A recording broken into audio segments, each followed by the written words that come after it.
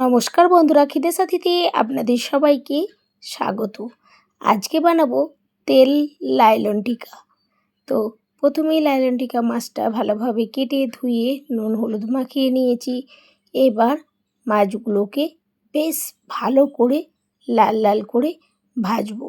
ততক্ষণে একটা মশলা বেটে নেবো।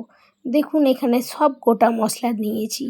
গোটা জিরে, গোটা ধনে, আদা, শুকনো লঙ্কা, কাঁচা লঙ্কা, রসুন, পেঁয়াজ, তার সঙ্গে টমেটো আর গোটা গরম মশলা। এদিকে মাছগুলো ভাজা হয়ে গেছে আর পেস্টটা বানিয়ে নেব। তারপর কড়াই তেল দিয়ে একেবারে পেস্টটা দিয়ে দিয়েছি।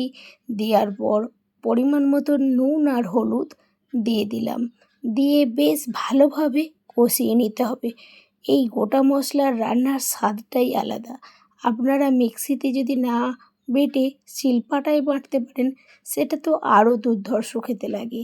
তো ভালোভাবে কষিয়ে নিয়েছি। যখন তেল ছেড়ে গেছে ওপর থেকে একটু জল দিয়ে এবার মাছগুলোকে একটু সিদ্ধ করে নেব। সিদ্ধ করে নেওয়ার পর একেবারে যখন গা মাখা হয়ে যাবে তখন নামিয়ে নেব। কি দেখতে কতটা সুন্দর লাগছে বলুন তো? এই গ্রেভিটার স্বাদই এক অন্যরকম। এটা গরম ভাতের সঙ্গে জাস্ট আর কিছু লাগবে না।